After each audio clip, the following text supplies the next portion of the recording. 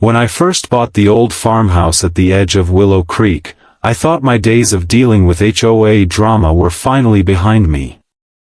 I'd spent most of my adult life in cookie-cutter neighborhoods where every house looked like it had been stamped out of the same mold, where the grass had to be exactly 3 inches high, and where leaving your trash cans out for more than 24 hours earned you a warning letter from some overzealous board member with too much free time. This place was supposed to be my escape. The farmhouse sat on 5 acres of land, just outside the official HOA boundary, though I'd quickly learned that didn't stop them from poking their noses into my business. From the moment the "For Sale" sign came down, I could feel eyes on me. People drove by slowly, craning their necks to get a good look at me hauling boxes from my truck, like I was some kind of invader. I brushed it off at first. Country folks are just curious, I told myself. But then the letters started.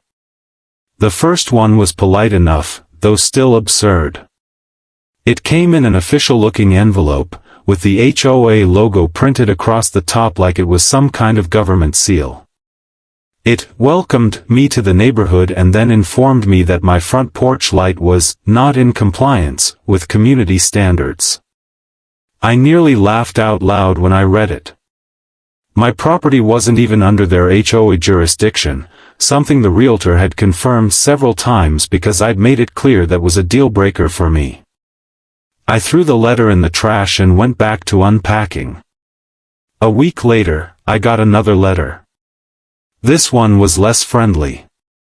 It cited violations like the color of my barn, the height of my grass, and even the fact that I had a non-standard mailbox. They gave me a deadline to correct these issues or face legal consequences. That one didn't go in the trash. I pinned it to my fridge as a reminder of why I moved out here in the first place, to live free of this exact nonsense. It didn't stop there. 2 weeks later, I came home from work to find a man standing at the edge of my driveway. He was tall, wearing aviator sunglasses and a dark uniform, though it didn't look quite right. There was no badge on his chest, just some kind of patch with the HOA's name on it. He held a clipboard and waved me down like he had authority over me. "Afternoon," he said, his tone clipped and official sounding.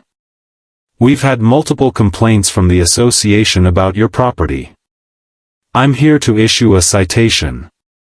I rolled my eyes and didn't even bother getting out of the truck. "You're not law enforcement," I told him flatly. "You have no right to be on my property. Leave before I call the real sheriff." His jaw tightened, but he stepped back. He left a yellow slip under my wiper, which I crumpled up without reading as soon as I parked. That night, I started setting up cameras. If they were going to keep coming onto my land, I wanted proof. The next few days were quiet, but I could feel the tension building. Every time I drove into town, I'd catch neighbors whispering or glaring at me.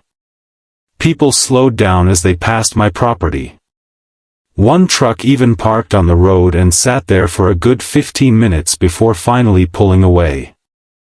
I was starting to wonder if I should go down to the sheriff's office and give them a heads up that something weird was going on.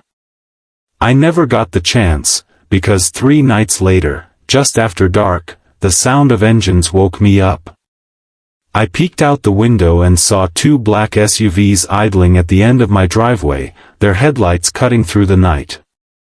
My stomach dropped. Whoever it was, they weren't just there to talk.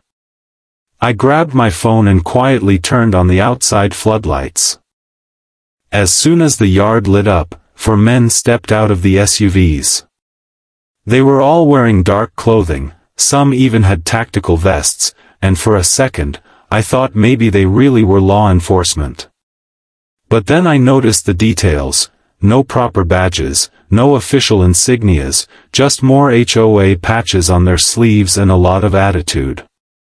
One of them barked something into a radio, and then they started marching up my driveway in formation. My heart was pounding, but I refused to be intimidated. I walked out onto the porch, phone in hand, recording everything. "You are trespassing," I said loudly. "Leave my property now." The man in front, clearly the leader, shouted back, "Sir, we are here on official HOA business. You are in violation of multiple community standards. Step off the porch so we can resolve this peacefully." I almost laughed. "Resolve this peacefully?" I shot back. "You're 4 guys in fake uniforms standing on my land at midnight. You have 60 seconds to leave before I call the sheriff." That's when he made the mistake. He took a step forward, put his hand on what looked like a holstered weapon, I couldn't tell if it was real or not, and said, "You don't want to make this harder on yourself." That was enough for me. I dialed 911 right in front of them and told dispatch I had armed men trespassing on my property pretending to be police. The dispatcher didn't waste any time. Within 10 minutes, I saw headlights coming down the road fast. This time, it was a real police car, with real flashing lights, and when it pulled up behind the SUVs, the look on those men's faces was priceless. The sheriff himself stepped out of the cruiser, hand on his belt, and walked straight past the SUVs without even acknowledging them. "Evening," he said to me, calm and professional. "We got your call." I showed him the video I'd taken, and his expression darkened. Then he turned to the fake cops and said, "Which one of you wants to explain why you're out here dressed like this, threatening this man on his own property?" The men froze when the sheriff addressed them. For a long moment, nobody spoke. Then the one who had been giving orders stepped forward, trying to keep his voice steady. "Sheriff, this is just a misunderstanding. We're here on behalf of the Willow Creek HOA to enforce community compliance. This man has ignored multiple notices." The sheriff cut him off with a sharp wave of his hand. "You're telling me you think you can put on fake uniforms, show up in the middle of the night, and scare somebody into doing what you want? That sound legal to you?" The man hesitated, glancing at the others like he was hoping for backup. "We were just trying to resolve this peacefully," he repeated, but his voice had lost its confidence. The sheriff took a step closer. "Here's what's going to happen," he said. "You're all going to turn around, get back in those SUVs, and leave this property. If you set foot here again, I'll have you all arrested for trespassing, impersonating law enforcement, and making threats. And if you think I won't, try me." The tension was thick enough to choke on. Finally, one of the other men muttered something under his breath, and they all turned and walked back toward the SUVs. I stayed on the porch, phone still recording, just in case one of them decided to do something stupid. The sheriff stood with me until the vehicles backed down the driveway and disappeared into the night. Only then did he let out a slow breath and shake his head. "What the hell is going on with these people?" he asked. "I've had to deal with the HOA before," I admitted. "But this is the first time they've tried to play cops." The sheriff made a note on his clipboard and asked me to email him the video so they could open an investigation.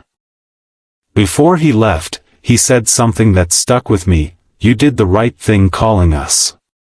People like that think they can bully whoever they want. We're not going to let that slide." The next morning, I barely had time to drink my coffee before I noticed the neighborhood Facebook group blowing up. Someone had posted that I'd called the cops on HOA security and escalated a peaceful situation. Dozens of comments poured in, some supporting me, most accusing me of being a troublemaker who didn't respect the community. I didn't even bother replying. Instead, I spent the day reviewing my camera footage and saving everything to a hard drive. I had a bad feeling this wasn't over, and I wanted as much evidence as possible. My gut was right. That evening, I got a knock at the door. When I opened it, a man in a suit was standing there holding a stack of papers. "You've been served," he said, handing them to me before turning on his heel and walking away. I sat down at the kitchen table and flipped through the pages. It was a lawsuit. The HOA was actually suing me. According to the complaint, I had violated community standards, endangered HOA personnel, and created a hostile environment. I laughed out loud at the last one.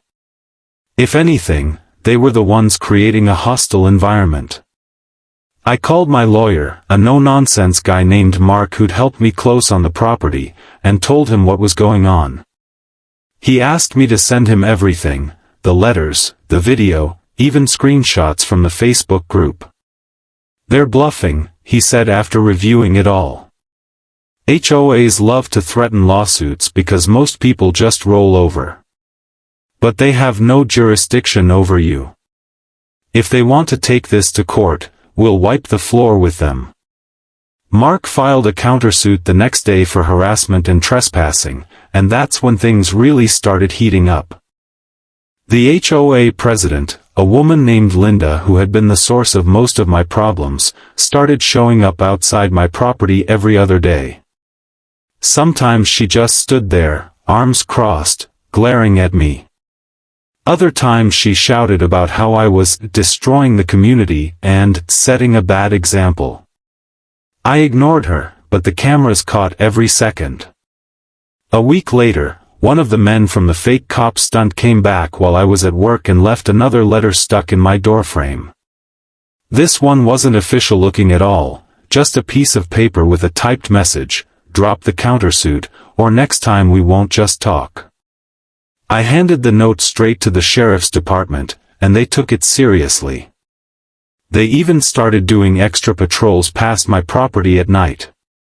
But instead of backing off, the HOA doubled down. They started spreading rumors in town that I was a danger to children, that I had weapons all over my property, even that I'd threatened to shoot someone.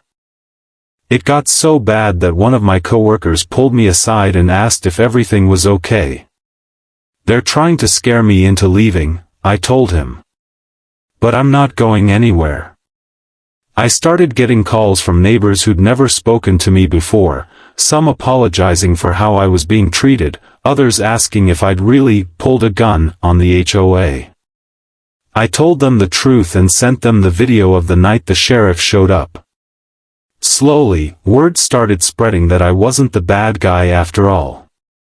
The court date finally came a month later, and the courtroom was packed. Apparently, this was the most excitement Willow Creek had seen in years.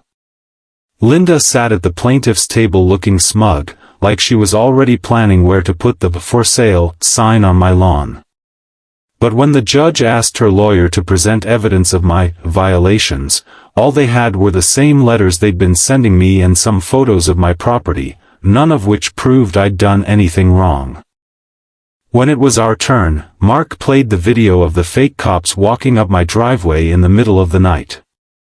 The entire courtroom went silent. The judge's face turned red with anger. "You're telling me your client authorized this?" he asked Linda's lawyer. The man stammered, clearly caught off guard, and finally admitted that yes, the HOA board had approved the action. The judge didn't just dismiss their lawsuit, he sanctioned them. He ordered the HOA to pay my legal fees and issued a restraining order preventing them from setting foot on my property again. Linda looked like she was about to explode. As I left the courthouse, I could feel half the town watching me, some glaring, some nodding in approval. The sheriff was waiting outside and gave me a firm handshake. "Told you we'd handle it," he said with a grin.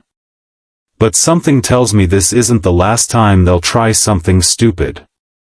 I had to agree. If there was one thing I'd learned, it was that HOAs don't take defeat well, and Linda wasn't the type to let things go.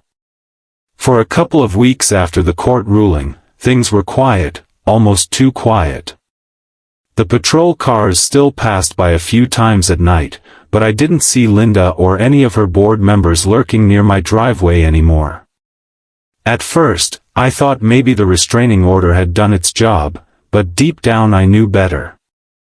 People like Linda don't just stop, they regroup, they plot, and they wait for the next chance to strike.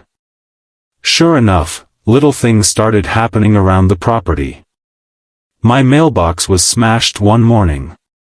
A week later, someone dumped a bag of nails across the end of my driveway, and I had to spend an hour picking them up before heading to work. The cameras didn't catch anything clear, just blurry shapes in the dark, but I was sure it wasn't random. When I mentioned it to the sheriff, he nodded grimly. "We're looking into it," he said. "But I've got a bad feeling about this board. They're not just a bunch of nosy neighbors. There's money involved somewhere." That comment stuck with me. Money. I started thinking about all the ways the HOA made its income, dues, fines, special assessments, and I wondered how much of that was actually being used for the neighborhood and how much was lining someone's pockets. On a hunch, I started digging. The county kept most HOA financial filings online, and after a couple of hours, I had a stack of PDFs showing where the money was going. Or at least, where it was supposed to be going. There were thousands of dollars marked as landscaping improvements that didn't seem to exist, security services that sure didn't look like the local police, and payments to companies I couldn't even find in the state business registry. I called Mark and sent him everything. "This is exactly what I was hoping we'd find," he said. "If they're misusing funds, that's criminal. We can take this higher than civil court."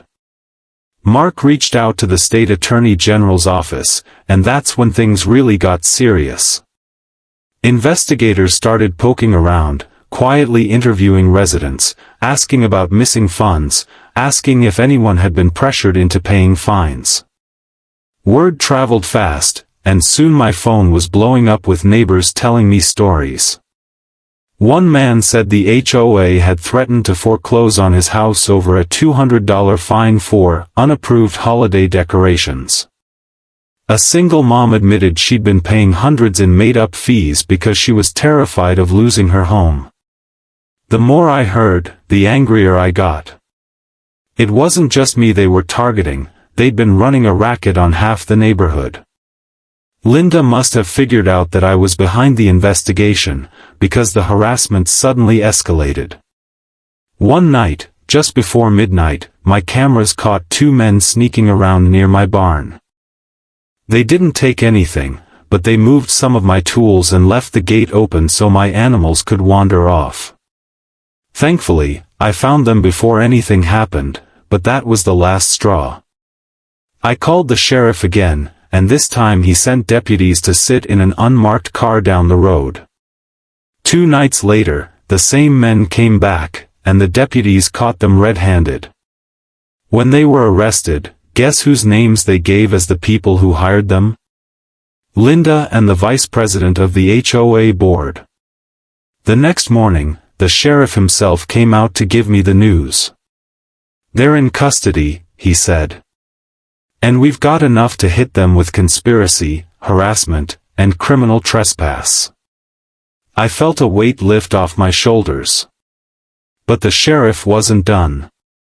"We also seized their phones," he added. "There are emails, text messages, you're not going to believe some of this. They were bragging about intimidating people. Talking about using fake cops again if they had to. It's all evidence now." I couldn't stop grinning. For the first time since this whole nightmare started, I felt like justice might actually happen. But Linda wasn't the type to go down quietly. She posted a video on the neighborhood group from the county jail, claiming she was the victim of a smear campaign. She said I was weaponizing the legal system and trying to destroy the community from within. Some people bought it, but more and more residents were turning against her. They'd seen the same things I had, the threats, the bogus fines, the intimidation, and they were sick of it. A few even started talking about holding a recall election to kick out the entire HOA board. That idea spread like wildfire. By the end of the month, a formal petition had been filed, and a special meeting was scheduled. The night of the vote, the community center was standing room only. People were shouting, waving copies of their fines in the air, demanding answers.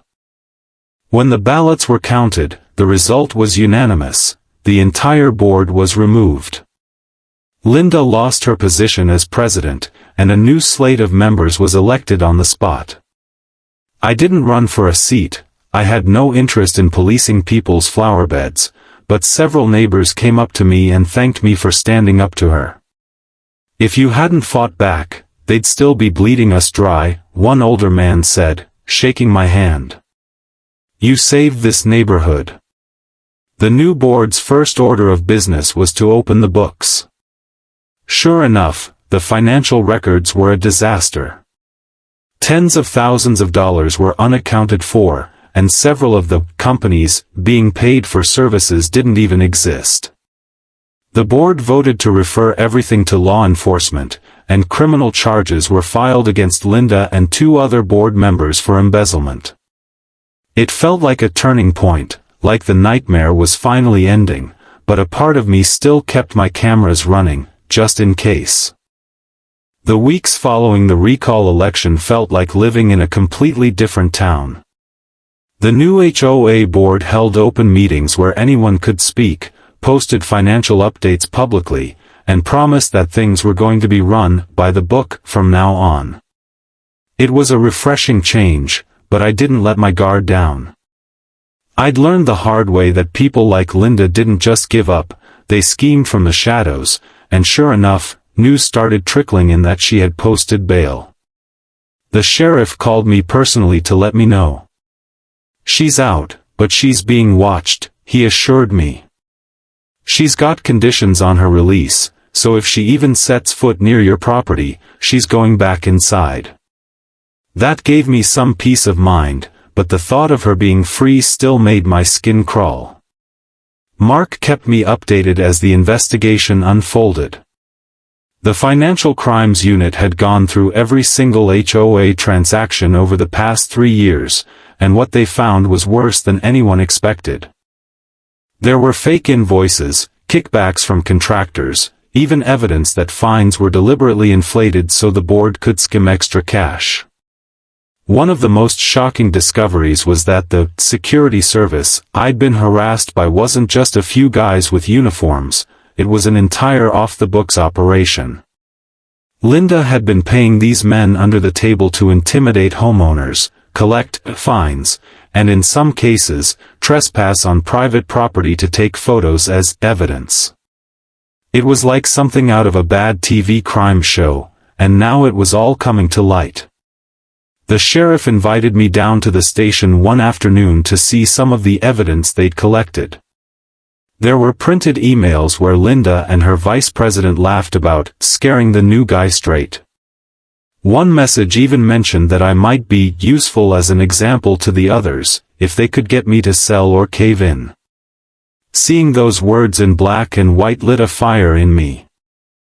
I had been their target, their project, and they hadn't cared about how far they pushed things as long as they got their way. "We're building a rock-solid case," the sheriff said as he watched me read. "The DA wants to make an example out of this HOA. This could set precedent for the whole county." That news spread quickly. Local reporters started sniffing around, and before long, the story hit the regional news. Willow Creek HOA under criminal investigation for fraud and harassment, flashed across the TV screen one evening while I was eating dinner. I watched the segment all the way through, feeling a strange mix of pride and disbelief. The same people who had tried to paint me as a villain were now the ones being dragged through the mud. Residents who had once avoided me in town started stopping me to thank me for standing up. One woman even baked me a pie and left it on my porch with a note that said, "For not letting them bully us anymore." But the attention also brought out the worst in some people.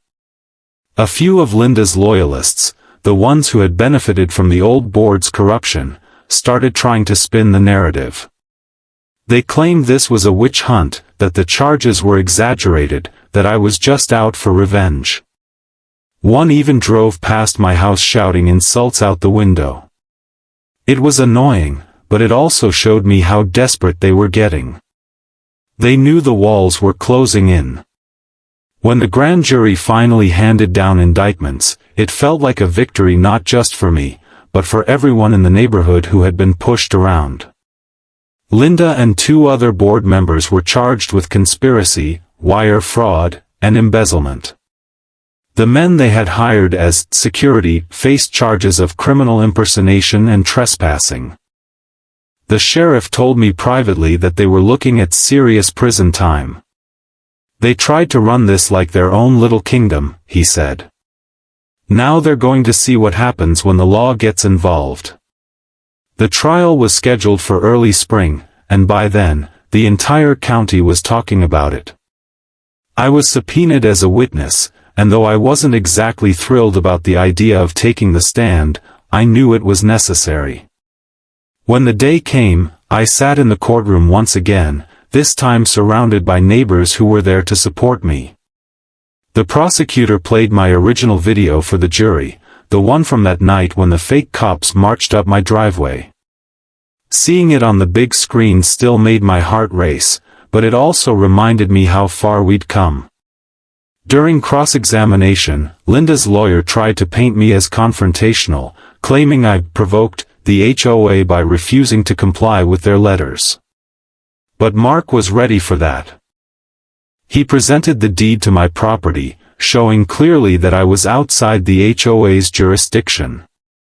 Then he played recordings of Linda's own emails, where she admitted that she knew I wasn't part of the association but wanted to bring him in line anyway. The jury's faces said it all.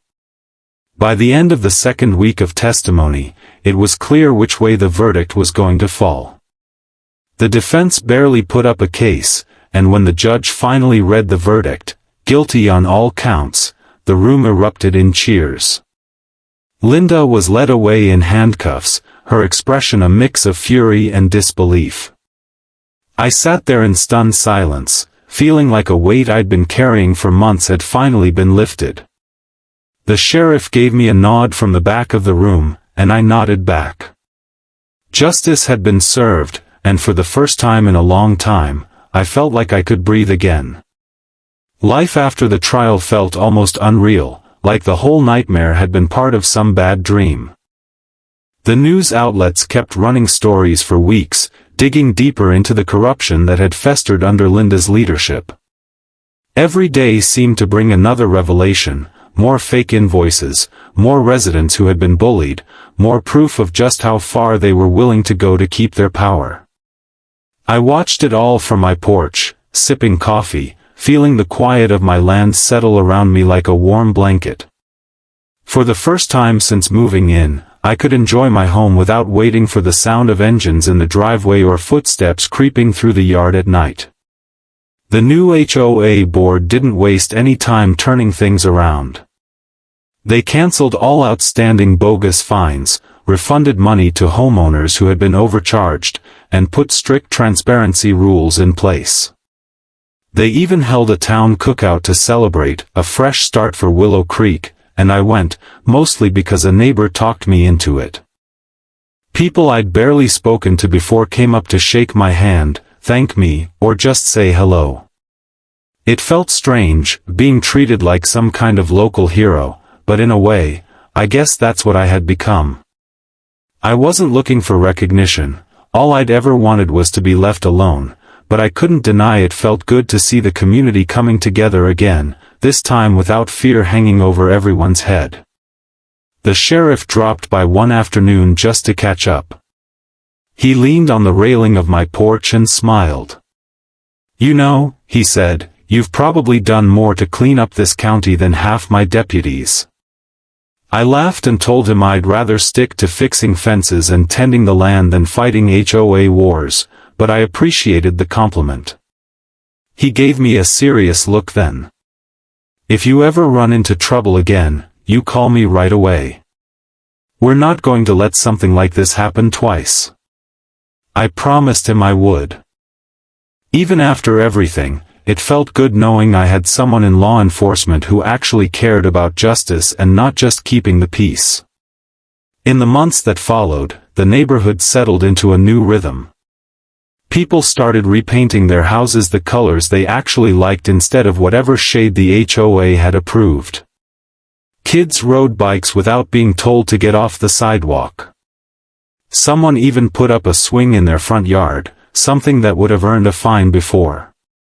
It was like watching the place come back to life, piece by piece, after years of being smothered by rules and fear. And every time I saw it, I felt a small surge of pride that I'd played a part in making it happen. Linda, meanwhile, faded from the picture. The last I heard, she'd taken a plea deal and was serving time, along with the vice president and a few of their hired thugs. I didn't celebrate that news. Jail time isn't something to cheer for, but I did feel a sense of closure. They'd tried to run me out, they'd tried to intimidate me, and in the end, they were the ones who had to leave. There was something poetic about that. One evening, nearly a year after I'd first moved in, I sat on the porch watching the sun set over the fields. The air was quiet except for the sound of crickets, and for the first time in a long time, I realized I wasn't tense anymore. No cameras catching trespassers, no late-night phone calls, no fake cops trying to scare me. Just me, my land, and the freedom I'd fought so hard to protect. A neighbor walked by with his dog and waved. "Glad you stuck it out," he called. "This place is better with you here." I waved back, smiling. "Me too," I said softly, mostly to myself. This farm was supposed to be my escape from HOA drama, and somehow it had turned into the battleground where an entire community took its freedom back. I'd never asked to be the one to fight that war, but now that it was over, I was glad I had. Because in the end, I hadn't just saved my own home, I'd helped give everyone else theirs back too.